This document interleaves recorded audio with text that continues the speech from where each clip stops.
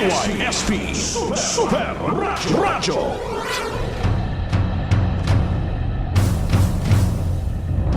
Ugaliing pakinggan ang numero 1 programang Bakbakan sa Super Radio. Tutukan ang mga makatotohanang balita, issue at impormasyon at tuklasin ang iba't ibang kaalaman para pagyamanin ang inyong kaisipan. Bakbakan sa Super Radio. All in one. Balita, issue at kaalaman. Alas 10 hanggang alas 11:30 tuwing umaga, Lunes hanggang Biyernes. Kasama si Super Lily May U.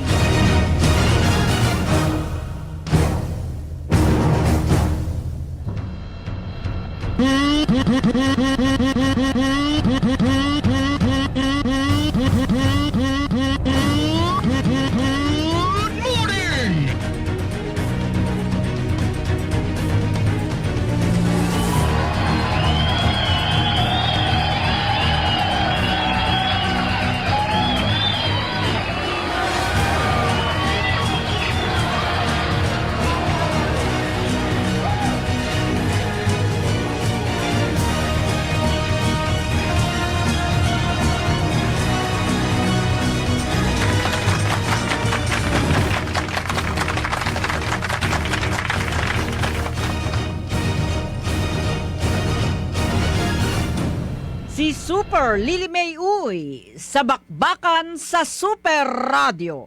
Bakbakan sa Super Radio. Ay, taka. Magandang umaga mga ka-Super Radio. Magandang umaga Palawan. Magandang umaga Lungsod ng Puerto Princesa. Magandang umaga sa lahat-lahat na mga nakikinig dyan sa parte norte, parte south ng Palawan. Puerto Princesa, good morning! Palawan, good morning!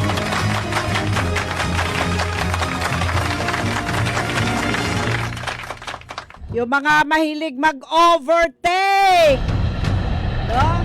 Mahilig magpatakbo na naka-ekes na naka-motorsiklo.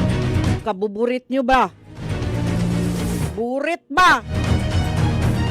Paki-check lang sa ating mga patrol. Yung mahilig magpatakbo na mabilis over speeding. Tapos may patumba-tumba pa, paikis-ikis. May nasalubong kasi ako kahapon ba yun ng isang araw? Ang bilis ng takbo. Parang akala mo kanya lang yung kalsada tapos paikis-ikis pa.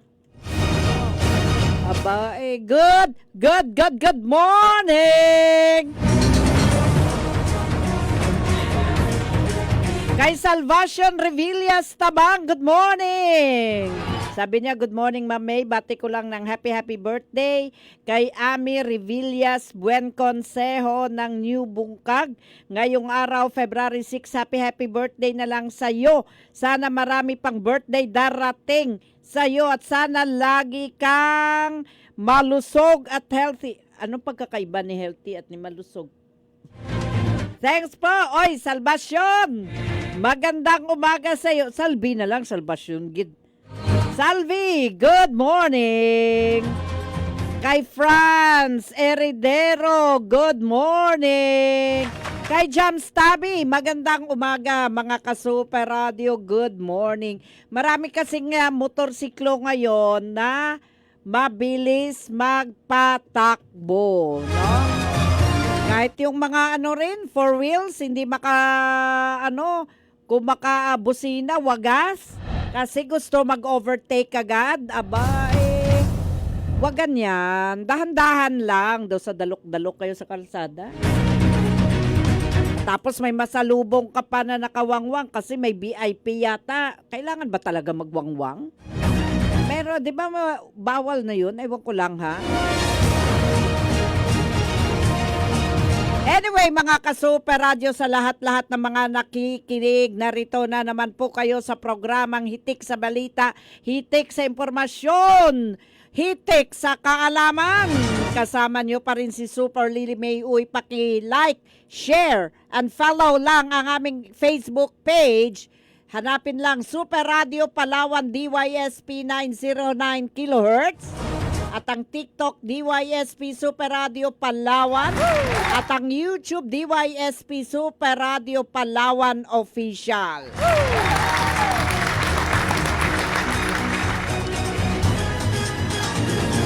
Mga ka-Super Radio, minsan tayo pag nagkamali, depressed tayo, 'di ba? Minsan hindi natin maiwasan, no? Na nagkakamali tayo. Pero lagi nating isipin, mga ka-Super Radio, pagka nagkamali tayo, ibig sabihin, hindi tayo talo. 'Di ba? Hindi tayo masama, no? Minsan, ang pagkakamali, isang way o isang paraan sa buhay natin para turuan tayong matuto na magpakumbaba. Kasi pag hindi tayo nagkakamali, minsan hindi natin alam na dapat nagpapakumbaba tayo. Na dapat alam natin kung ano yung tamang asal. No? Kasi alam nyo, minsan yung tao, no, napansin nyo, no, binabago ang ugali kapag ka nagkakamali, ang puso, binabago, no? Pero pagka masyadong success ang isang tao, nagiging mayabang, maraming ganyan eh. Hindi na makakakilala ng tao, no? Pero kapag ka nagkamali ka minsan, natuturuan kang maging totoong tao. Minsan kapag nagkakamali tayo, natuturuan tayo paano magpakumbaba. Natuturuan tayo kung paano maging maunawin. At alam nyo, ang pinakamaganda, kapag ka nagkakamali tayo, minsan naalala natin ang Diyos. Pero kung nasa-success tayo, hindi natin naalala ang Diyos. Maraming ganyan, no? Ang success!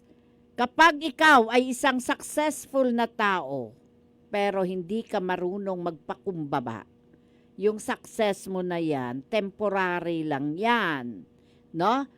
Ang aral sa pagkakamali, pangmatagalan. Kapag ka napagdaanan ng isang tao ang pagkakamali, mas natututo. Mas mas alam kung paano ang rumispeto, no? Sa mga taong tumulong sa kanya. Pero kung successful minsan, nakakalimot. Gets nyo? Di ba may mga ganyan? Maraming ganyan. Kapag ka gusto mo talaga, alam nyo, yung success ng tao, nasusukat yan, no? Kung ano ang pag-uugali niyan. Hindi siya nasusukat kung gaano kadami ang kanyang pera, gaano kadami ang kanyang propriedad. Ang success ng tao, masusukat mo kung anong ugali meron siya. In spite na meron siyang success sa buhay. No? Kung paano siya hinubog ng mga pagkakamali bilang tao. Kahinaan at kakulangan, bakbakan mo. Ganon yun mga ka-Super Radio. Kaya kailangan, ito pa ha, mga ka-Super Radio ha. Alam niyo po, sa buhay natin, iba-iba ang ugali ng tao, no? Pero lagi nating tandaan, may mga bagay-bagay, no, na mga nakakaapekto sa ating sarili. Halimbawa, kontrolin natin ang stress. Minsan nai-stress tayo, sobra tayong focus, sobra tayong, kumbaga yung buhay natin nakatutok talaga dyan, to the point na nai-stress tayo. Alam nyo ba na ang stress, nagdudulot yan ng paglaki ng inyong tiyan? Oo, ng taba sa inyong tiyan. Ang stress nakakalagas ng buhok. Ang stress ay nakakapahina ng immune system. Ang stress ay nakakataas ng cortisol. Kaya mga ka-Super Radio, kung alam ninyo na stress na kayo sa trabaho nyo, kayo na mismo ang magpahinga muna. No? I-relax ang isip, i-relax ang utak, nang sa ganoon, alam mo kung paano i-manage ang stress mo. At kapag ka ikaw, no, may mga tao din na palaging galit, no? Palaging galit. Dapat pag-aralan nyo kung paano i-manage ang galit, ha? Kasi alam nyo, ang epekto ng galit, no? Alam nyo ba, nakakapahirap yan ng inyong heart, nakakapahirap yan ng inyong liver, no? At nagpapataas ng inyong blood pressure. O kayo mismo ang nagbibigay sa sarili nyo. Sige nga, anong tinubo nyo kung gumamagalit kayo? 'Di ba wala? Ano bang tutubuin nyo kung galit kayo? 'Di ba wala? Panay liabilities ang abutin nyo kapag lagi kayong galit. Bakit? Magkakasakit kayo sa puso, magkakasakit kayo sa liver, tataas pa ang blood pressure nyo, malaki pang posibilidad ma-stroke kayo. Diba? Kaya dapat matuto kayong mag-control sa inyong sarili. No? At kung minsan, may mga tao naman pagising pa lang sa umaga, nakakaramdam na ng takot. Laging may takot. Laging alert ang katawan, no? Alam niyo, sa sobra niyong pakiramdam palagi, baka wala na akong budget, lalo na kung wala kang pera. Hala, baka maubusan ako ng pera, baka wala akong budget, bla bla bla, bla bla bla, bla bla bla. Takot sa lahat ng bagay. Alam niyo ba na posibleng magkaroon kayo ng anxiety? Posibleng manghihina kayo, no? Kapag lagi kayong takot. Kahinaan at kakulangan, bakbakan. Sa kakaisip nyo rin at sa kakaisip nyo rin, laging na-overthinking na kayo, sobrang pag-iisip, ay mauubos din yung energy ng utak, no? Magkakaroon kayo ng migraine, magkakaroon kayo ng insomnia. At kung minsan, nagkakaroon kayo ng depresyon. Ang mas malala pa dyan, nagkakaroon kayo ng kasiraan sa utak. No? Kaya wag din masyadong mag-isip, hayaan lang. No?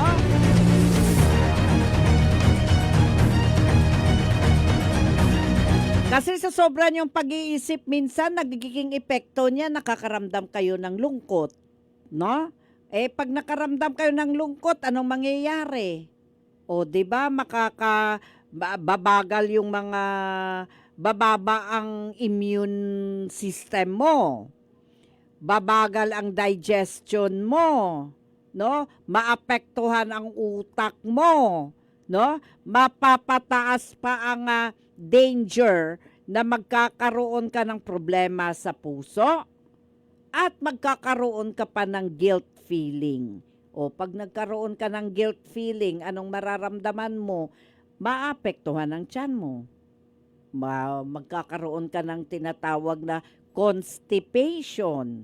O di kaya, pansinin nyo kung minsan, bakit kaya lagi parang nasira yata tiyan ko? Bakit lagi akong dumudumi? Kasi alam nyo ko bakit? Sobra nyong pag-iisip yan. Dahil yan sa stress, dahil yan sa takot, dahil yan sa sobrang pag-iisip, dahil yan sa kalungkutan. O, 'di ba? Anong mangyayari? Ganyan ang mangyayari sa iyo. Pati pag dumi mo, maya dumi ka, hindi dahil doon sa pagkain. Alam niyo ba, yung mga stress, mga galit, yung mga sobrang pag-iisip, yung mga kalungkutan na yan, yung side effect niyan, yun, nasisira ang inyong tiyan, no? Kahinaan at kakulangan, bakbakan mo. Pagka marami kang iniisip, kapag ka marami kang stress, anong mangyayari? O di, magkakaroon ka ng guilty feeling. Magkakaroon ka ng selos, no? Ng hirap makatulog, ng takot sa kinabukasan, no? At yun, unti-unti kang mapapagod. Ganon. Kaya mga ka-Super Radio, kailangan alagaan ninyo ang inyong sarili. Lagi kayong yung mga kahinaan natin na yan, no? Kalabanin ninyo yan. Laging mag-isip ng positibo, no? Laging positive ang iisipin, no? At magkaroon kayo ng rules sa inyong sarili. 'Di ba? I-educate nyo, disiplinahin nyo ang inyong sarili na sa ganoon makontrol mo kung anong emotion ang nariyan sa'yo. Negative emotion, no? Kahinaan at kakulangan. Kung minsan kahit alam mong kontrolado mo yung sitwasyon, kahit alam mong kontrolado mo ang lahat, pero nagkaroon ng toxic na sitwasyon, yun, doon nag-uumpisa ang problema. Kaya ang nangyayari, yun, doon ka magkaroon ng stress na mga nabanggit ko, galit, ano na yan, kumbaga sa ulam, laswa na yan, gulay na yan, sama-sama na yan, ano mangyari? Di magkakaproblema ka. Kaya kailangan may control sa sarili. Mga ka-Super Radio, 30 minuto makalipas ang alas 10. Si Super Lily May Uy sa Bakbakan sa Super Radio. Bakbakan sa Super Radio.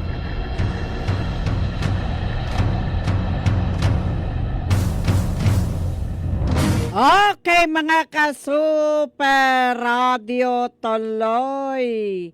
tuloy po tayo sa ating karapatan. Karapatan mo, alamin mo mula sa Bakbakan. Ito mga ka-Super Radio, minsan si Mister may asawa na nagtataksil.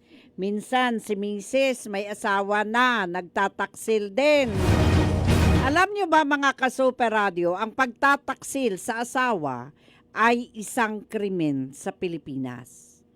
Ang pakikipagrelasyon ng isang kasal na lalaki o ng isang kasal na babae sa iba, pinaparusahan ng ating batas. Hanggat walang hatol ang isang korte na pinapawalang bisa ang kasal, hindi malaya ang isang kasal na babae o ang isang kasal na lalaki sa nasumama sa iba. Halimbawa dyan, adultery. Ano ba itong adultery? Pag sinabing adultery, no? Yan ay krimen kung saan. Pag sinabing adultery yan ay krimen kung saan ang isang kasal na babae nakikipagtalik sa lalaki na hindi niya asawa. Tawag dyan, adultery. Maging ang kanyang kalaguyo na lalaki pwedeng kasuhan ng adultery kung alam ng lalaki na may asawa ang babae. Halimbawa, no, ang isang babae may asawa. Ngayon, na-inlove siya sa ibang lalaki. Binata yung lalaki o may asawa man. Ngayon, kapag nagtaksil yung babae, no, nagkaroon ng kalaguyo, ang babae ay pwedeng kasuhan ng adultery. Pati yung kanyang karelasyon, pwede ring kasuhan ng adultery. No? Karapatan mo, alamin mo Lagi ninyong tandaan, hindi pwedeng gamiting depensa ng babae na iniwan siya ng kanyang asawa. Sabihin ng babae na, ay, nagkaroon na ako ng iba kasi walay na kami. Oo, iniwan ako ng mister ko. O, para maiwasan ang krimen na adultery. O, alam nyo ba, magagamit pa rin yan na babaan ang sistensya ng pagkakulong. Pero the moment nakasal pa sila, kahit hindi sila nagsasama, pwede pa rin yan kasuhan ng adultery. Kunyari, naghiwalay na sila, pero hindi na annulled ang kasal nila. Kasal pa rin sila. O pwede pa rin maghabol ng adultery, no? Kasi ang babae at ang kanyang kirido na nahatulan ng korte na may sala ng adultery, paparusahan yan ng pagkakakulong sa loob ng 2 taon, 4 na buwan, at 1 araw hanggang 6 na taon. Okay? Biro mo, 6 na taon. Kung ang babae ay iniwan ng kanyang asawa nang walang tamang dahilan, maaring babaan ang panahon ng pagkakakulong sa 4 na buwan at 1 araw hanggang 2 taon at 4 na buwan. Karapatan mo. Yon yung adultery ha, tandaan ninyo ha. Hanggang 6 years. Pero kapag iniwan ng asawa, pwedeng babaan ng 4 months to 2 years and 4 months, no? Ngayon, ano naman ang tinatawag na concubinage? Ang concubinage naman ay krimen na kung saan ang kasal na lalaki, no, gagawa, no, ng alinman sa nakasaad na sitwasyon. Halimbawa, nakikipagtalik ang lalaki na may asawa sa isang babae na hindi niya asawa sa nakakahiyang pamamaraan tulad ng bulgar at lantarang kasama ang kabit sa pampublikong lugar. Kunyari, may asawa si mister. Tapos, lantaran kasama si kirida. O, nililibin niya pa. Ayan, pwede siyang kasuhan ng concubinage. O di kaya pinatira si kabit ni mister sa bahay nilang mag-asawa. Pwede siyang, kunyari, bahay nila yan. 'Di ba? Tapos naghiwalay sila, pinatira niya yung ibang babae, pero kasal pa siya doon sa una niyang asawa, tawag pa rin dyan, concubinage. O yung pakikipag-live-in sa kabit sa iisang bahay, concubinage pa rin yan. Hindi siya pwedeng makipag-live-in. No? O, pwede mahatulan ng concubinage ang kabit din ng lalaki. Ngayon, ang lalaki na nahatulan ng korte na may sala ng concubinage naman ay pwedeng paparusahan o makulong ng 6 na buwan at 1 araw hanggang 4 na taon at 2 buwan. Okay? Ganon. Kaya kayong mga lalaki na may asawa, behave. No? Ang kabit ng lalaki ay hindi makukulong. Kunyari, yung kabit niya hindi makukulong. Ang parusa lang, no, doon sa babae na kabit ni lalaki ay distiero, na kung saan pagbawalan si kabit na pumunta sa mga lugar, no, na nakasaad sa court order na hindi hihigit sa 250 kilometers at hindi kukulang sa 25 kilometers, no? Pamula sa nasabing lugar. Yan mga ka-Super Radio. Kaya, mga babae at mga lalaki, kung kayo ay pamilyado na, huwag nang mangalabit sa iba. Karapatan mo. Alamin mo. mula sa bakbakan. Okay, mga ka-Super Radio, tuloy-tuloy tayo, mga ka-Super Radio, sa ating bakbak balita. Bakbak balita. Truck driver patay matapos tamaan ng forklift sa Brooks Point, Palawan. Suspect sa pang-hold up sa isang guro sa barangay Lourdes, Santa Lourdes, isinuko ng magulang sa PNP.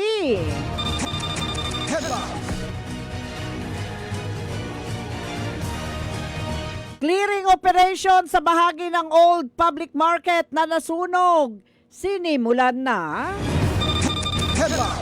Department of Education mas pinapabilis ang mga hakbang para matapos ang mga hindi pa kompletong mga classroom projects.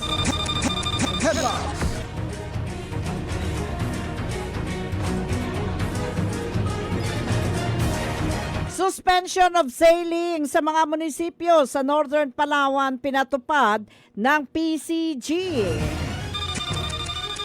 Mga Coast Guard station sa Palawan naka-heightened alert nang dahil sa bagyong Basyang. Wala bang bagyong Lialin? At yan ang mga balita inyong tabayanan dito sa numero 1 himpilang DYSP Super Radio sa programang number 1.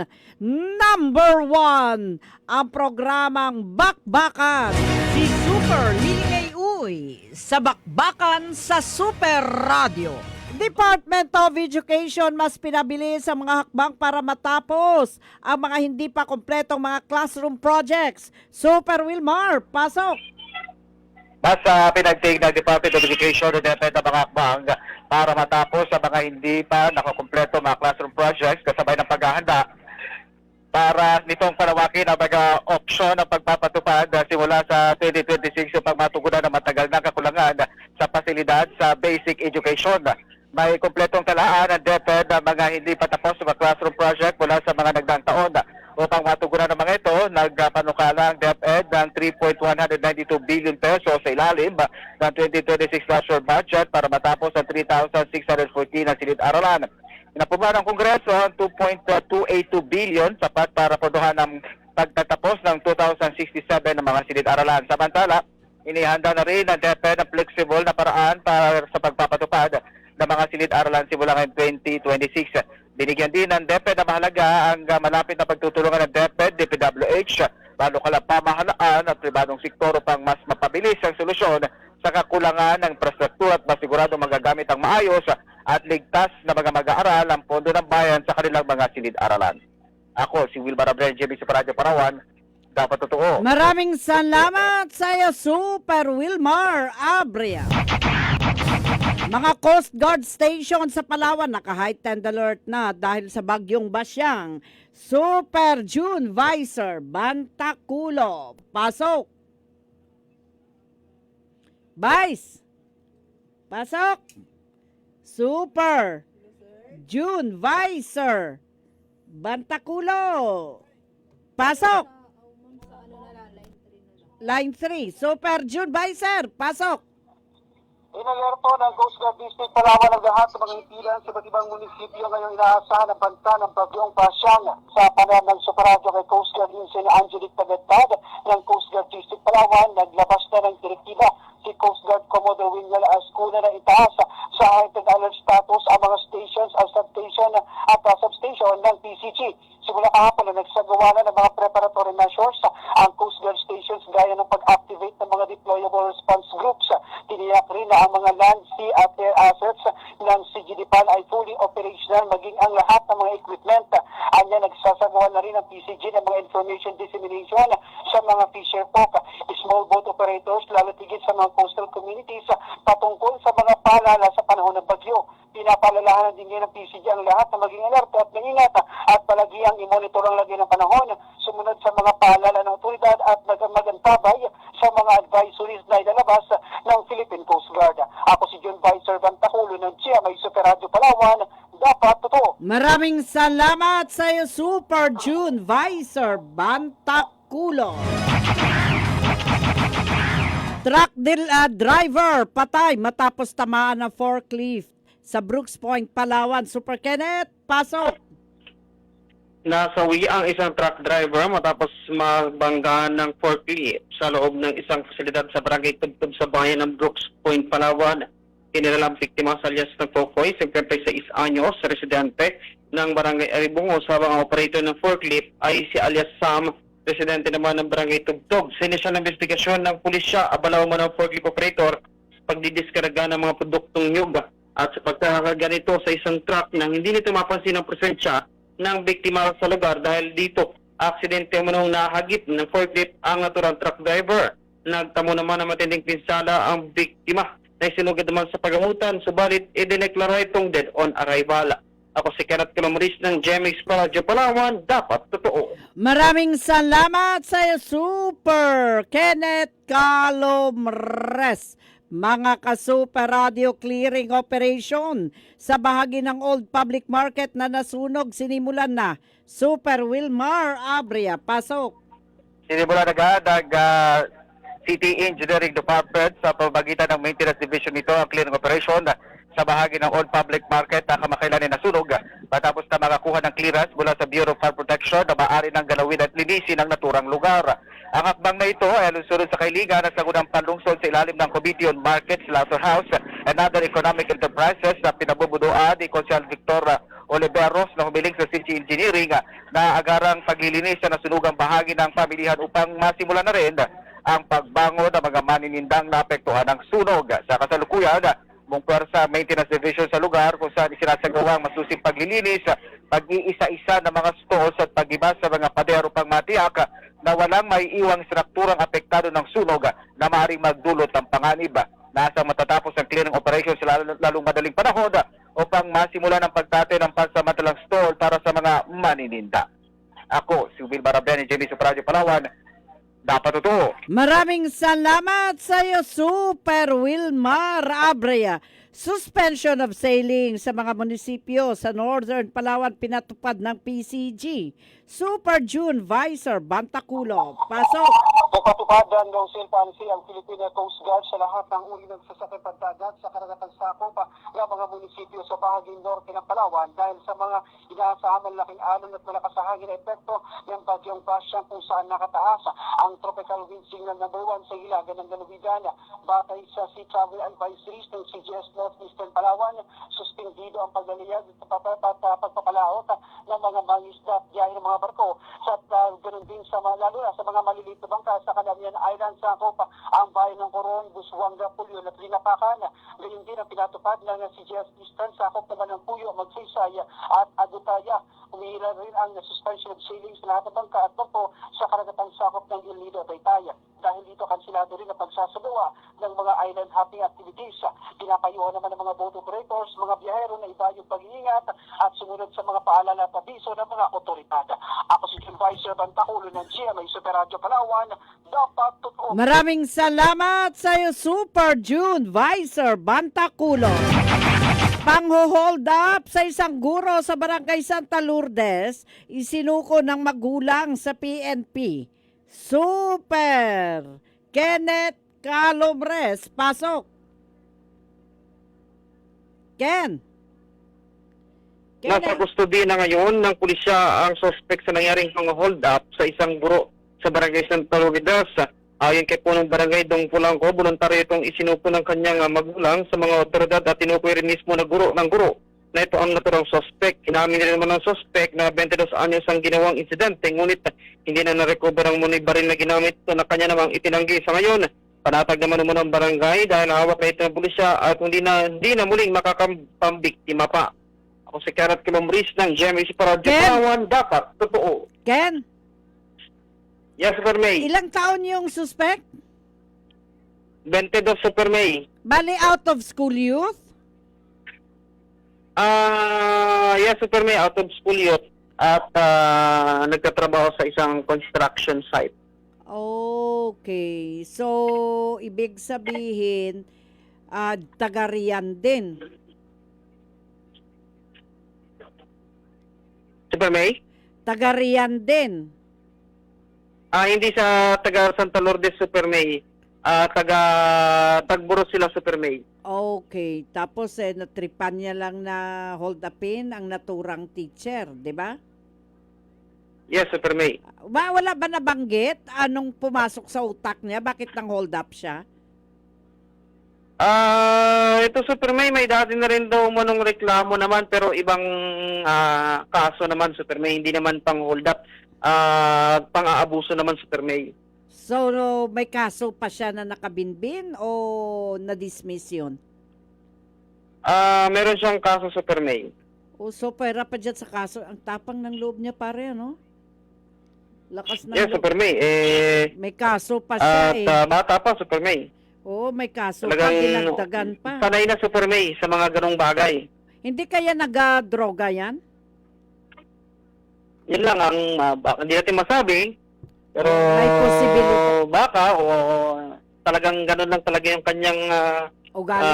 tumatakbo sa pag-iisip niya. Sanay nang gumawa ng mga hindi magagandang gawain. Okay. Maraming salamat sa iyo, Super Kenneth Calumres. Maraming salamat. Balik sa iyo. Arestado ang isang lalaki matapos makumpiskahan ng mga baril, bala at pampasabog sa isinagawang search warrant operation ng PPCPO, DAS PS2 at Busuanga MPS sa Barangay Salvacion, Busuanga, Palawan, bandang alas 10:24 ng umaga noong February 5, 2026.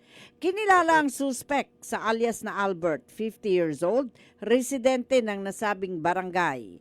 Ayon sa pulisya, na-recover mula sa suspect ang 2 rifle grenade, mga magazine ng M16, iba't ibang kalibre ng bala, isang 9mm revolver, isang 9mm pistol.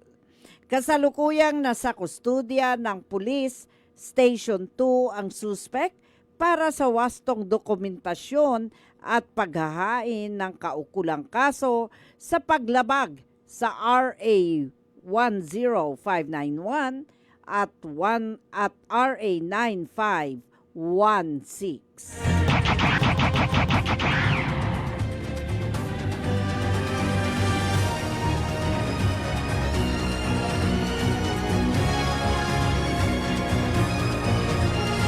Bakbak Balita. 11 barangay naging matagumpay ang programang seaweed farming ng pamahalang lungsod sa pangunguna ng City Agriculture Office.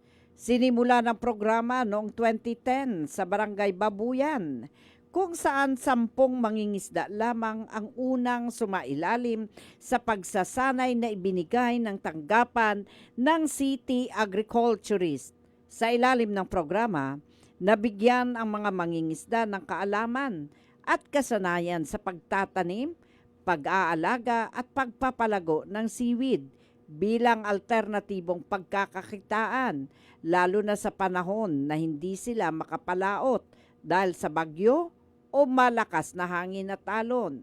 Bukod dito, libre rin ang mga seaweed seedlings at iba pang materials na kailangan na ibinibigay ng pamahalaang lungsod. Dahil sa tagumpay ng programa, nadagdagan ang bilang ng mga benepisyaryo at ilang barangay ang nasimulang magtatag ng samahan o asosasyon ng mga seaweed farmers. Kasama sa mga benepisyaryo ang mga barangay San Manuel, Tagboros, Lukbuan, Manalo, Mariugon, Babuyan, San Rafael, Salvacion, Santa Cruz at Camuning. Sa kasalukuyan, umaabot sa 400 hanggang 500 seaweed farmers sa lungsod. Lahat ay miyembro ng kani-kanilang asosasyon at patuloy na sinusuportahan ng programa ng pamahalaang lungsod. Mga ka-Super Radio, itumpak ang inyong orasan, 10:59. Si Super Lily May Uy sa Bakbakan sa Super Radio. Bakbakan sa Super Radio.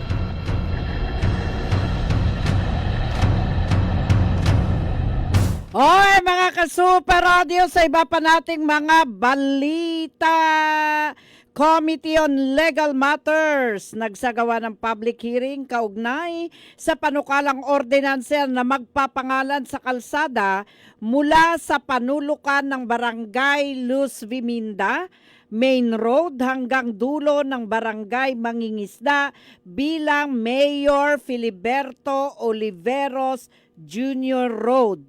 Nagsagawa ng public hearing ang Committee on Legal Matters kaugnay sa panukalang ordinansa na iniakda ni Vice Mayor Jimbo Maristela na magpapangalan sa kalsada mula sa panulukan ng South National Highway sa Barangay Luz Viminda Main Road hanggang dulo ng Barangay Mangingisda bilang Mayor Filiberto Oliveros Jr. Road sa covered court ng Barangay Mangingisda sa pangunguna ni Konsehal Luis Marcaida III bilang committee chairman. Dumalo sa naturang public hearing si City Councilor Jerry Abad, punong Barangay Absalunumpad, kasama ang mga kagawad ng barangay at mga purok president ng Barangay Luz Viminda na pawang nagpahayag ng kanilang suporta sa panukala. Ang pagpapangalan ng naturang kalsada ayon kay Vice Mayor Jimbo Maristela ay bilang pagkilala sa mga naging ambag ni dating Mayor Filiberto Oliveros Jr. sa pag-unlad ng Puerto Princesa. Naniniwala si Maristela na napakahalaga para sa kaayusan ng komunidad ang pagkakaroon ng pangalan na mga lansangan para mabilis na pagtunton sa isang lugar.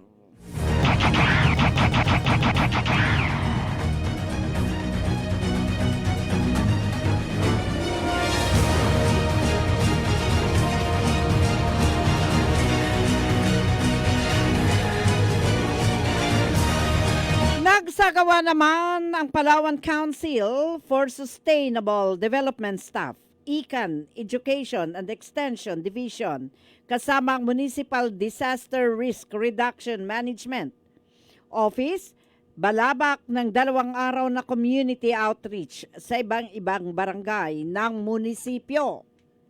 Bilang bahagi ng pagpapabuti ng conservation plan ng Indo-Pacific crocodile sa katimugang bahagi ng Palawan. Layunin ng outreach na magbigay ng kaalaman at mangalap ng impormasyon, input at rekomendasyon mula sa komunidad tungkol sa mga insidente ng human-crocodile conflict. Nakatuon ang IEC campaign sa pagtalakay ng Batas Republika 9147, Wildlife Resources Conservation and Protection Act, mga isyu ng pag-atake ng buaya sa lugar at mga hakbang ng PCSDES upang tugunan ito. Bukod dito, layunin ng aktibidad na magkaroon ng bukas na talakayan kung saan ang mga opisyal ng barangay at miyembro ng komunidad ay makapagbigay ng suhestyon tungkol sa pangangalaga ng kalikasan at kaligtasan ng mga tao laban sa panganib ng human-crocodile conflict.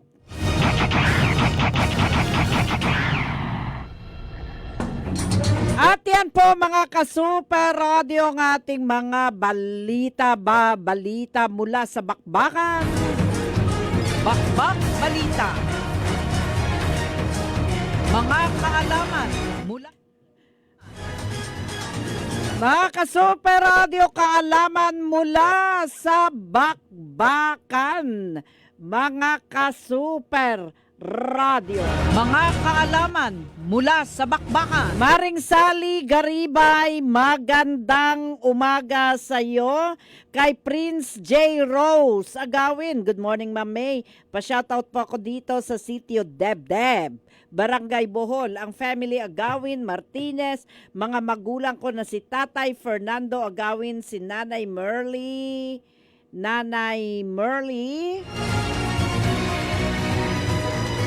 Agawin, pati sa mahal kong anak sa barangay Santo Tomas, na si Prince J. Rose Agawin. Message ko lang po sa anak ko, Nak, mag-ingat ka lang lagi dyan kay mama mo, ha? Ang bumabatay, Fernando Agawin Jr. ng Barangay Bohol, Dumaran. Thanks po. Kay boss mo to. Boss mo to. Morning, Ate May. Kay Adela hindi boss ko to, boss mo to talaga. Adela Lastimoso Canopin, isang mapagpalang umaga po, Super May, watching from Barangay Mauyon. Thanks. Kay Ariang Lucero, good morning Ma'am May, from Barangay Tigman, Purok, Riverside, Aborlan, Palawan. Thank you po, Ma'am May. Kay Ryan Macaranas, good morning Ma'am May. Pabati po kasama ko Sitio Junior and Jimboy. Ay mga ka-Super Radio, tuloy-tuloy na po tayo sa ating dagdag kaalaman mula sa bakbakan. Mga kaalaman mula sa bakbakan.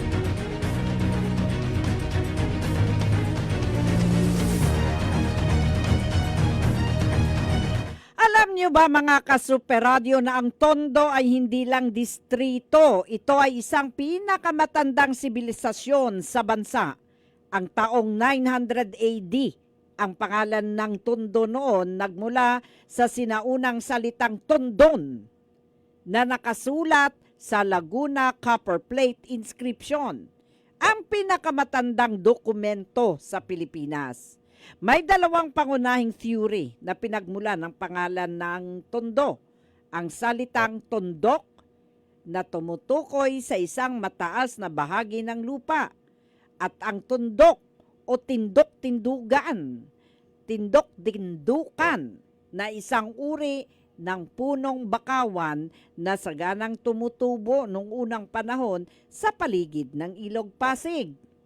Ang kaharian ng Tondo o Kingdom of Tondon ay isang maunlad na sentro ng kalakalan na may malalim na ugnayan sa China, Japan at karatig bansa sa Timog Silangang Asya.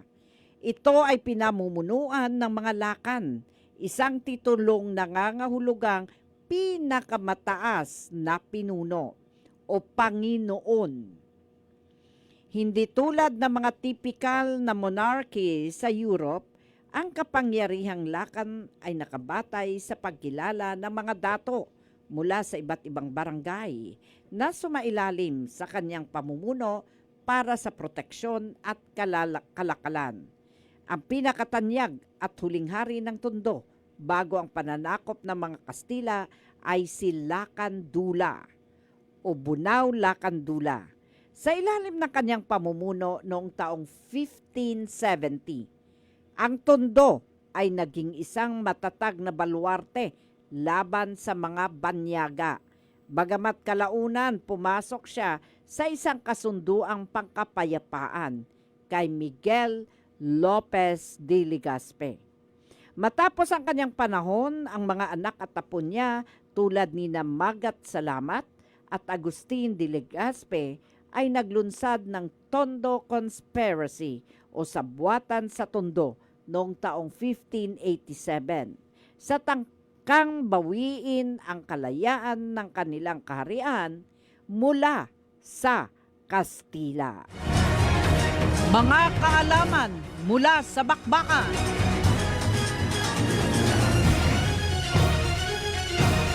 Alam niyo ba mga ka-Super Radio? Ay, teka muna, kay Aryang Lucero, kay Adela Lastimoso Canupin, isang mapagpalang umaga po, Super May watching from Barangay Mauyon. Kay Aryang Lucero, good morning po, Ma'am May, from Barangay Tigman, Purok, Riverside, Aborlan, Palawan. Thank you po, Ma'am May. Kay Ryan Macaranas, good morning, Ma'am May. Pabati po, kasama ko si To Junior at Jimboy. Alam niyo ba mga ka-Super Radio, ang unang abogado sa Pilipinas na babae ay si Natividad Almeida Lopez. Gumawa ng kasaysayan sa pamamagitan ng pagpasa sa bar exam taong 1914. Siya ang unang babaeng abogado sa Pilipinas at nagbigay daan para sa mga kababaihan sa legal na larangan. Sa kalaunan, nagsilbi bilang unang babaeng justice ng Court of Appeals. Siya ay isang trailblazer na kilala rin bilang ang unang babaeng nagtanggol sa isang babae sa korte at isang kilalang suffragist. Mga kanyang nakamit, siya ang unang babaeng abogadong nakapasa sa bar noong taong 1914. Ang unang babaeng nagtanggol sa ibang babae sa korte. Siya rin ang unang babaeng itinalaga bilang unang babaeng justice ng Court of Appeals taong 1960. Nagkamit ng Master of Laws at Doctor of Civil Law mula sa University of Santo Tomas. Tagapagtaguyod ng karapatan ng kababaihan, isang iginagalang na suffragist at pinuno sa kilusang feminist. Mga kaalaman mula sa bakbakan.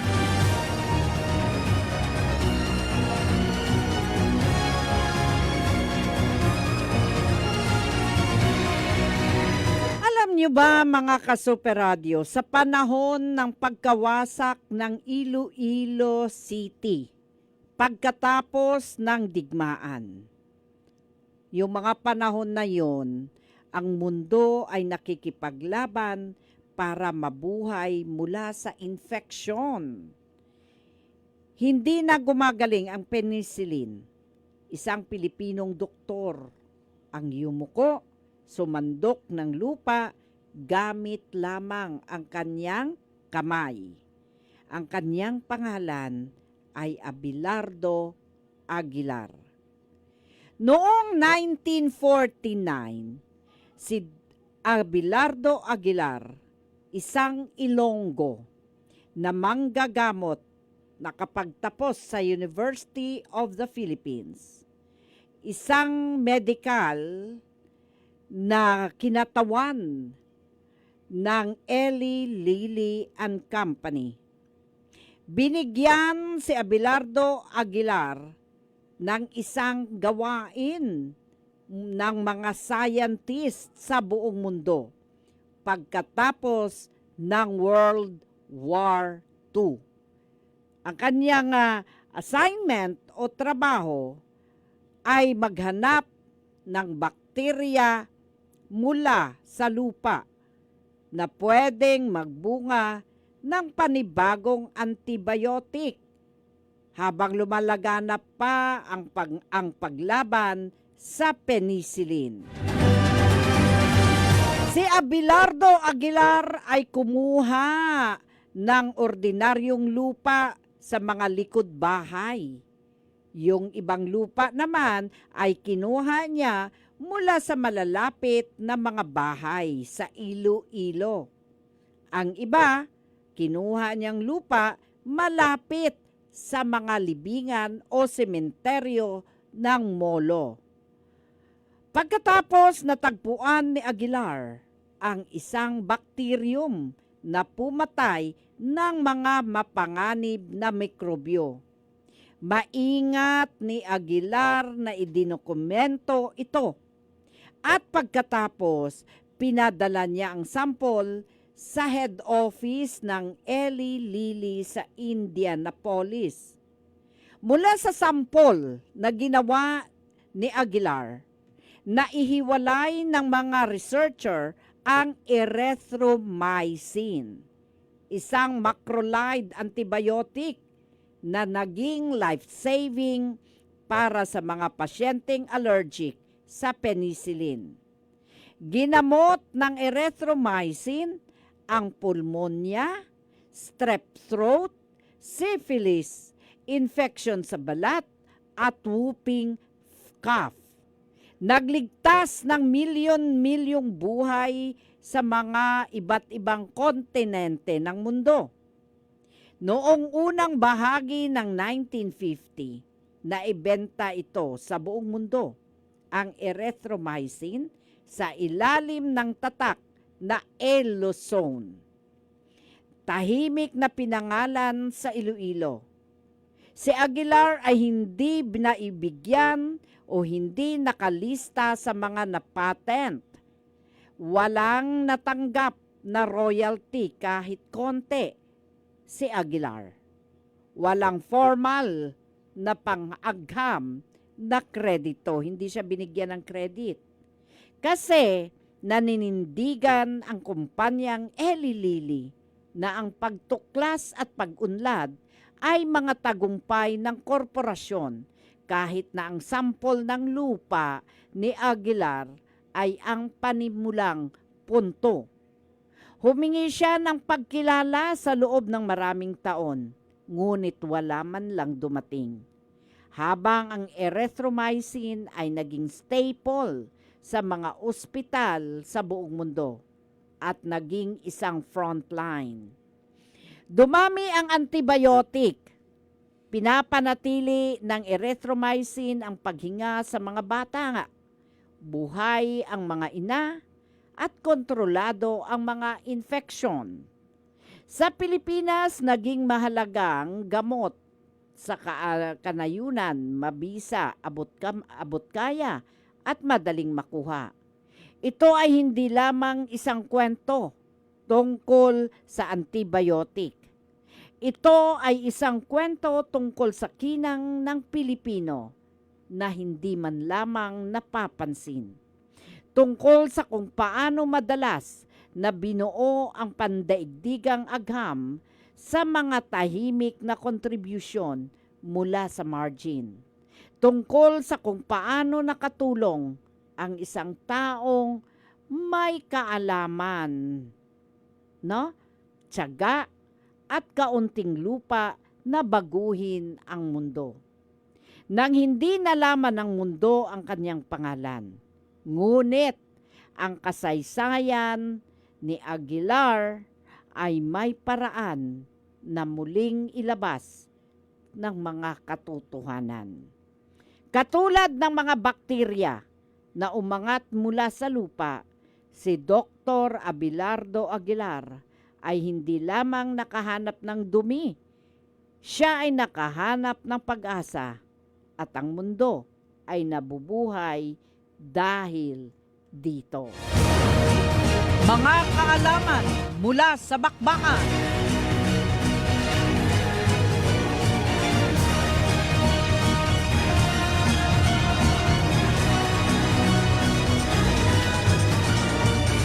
Okay, mga ka-Super Radio, itumpak ang inyong orasan. 11:28 na po, mga ka-Super Radio.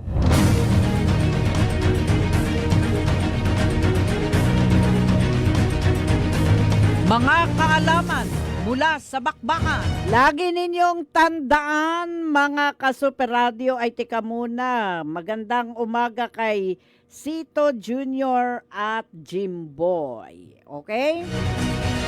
Lagi ninyong tandaan, mga ka-Super Radio, hindi sa taas ng pinag-aralan nasusukat ang tunay na pagkatao ng isang tao. May mga taong mataas ang edukasyon, pero kulang naman sa respeto. At meron din namang mababa ang natapos, pero marunong namang makitungo, marunong rumispeto. At may malasakit sa kapwa. Sa huli, mga ka-Super Radio, tandaan ninyo, hindi diploma ang nagpapakilala kung sino kang klaseng tao, kundi kung paano ka makitungo sa kapwa mo. Dahil ang tunay na edukasyon nakikita sa ugali at asal, hindi sa papel.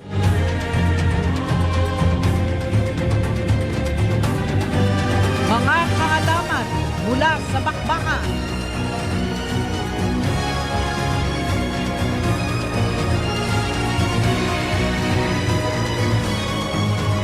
Okay mga ka-Super Radio, wala na po tayong oras. Maraming salamat sa inyo. Antabayanan ang susunod na programang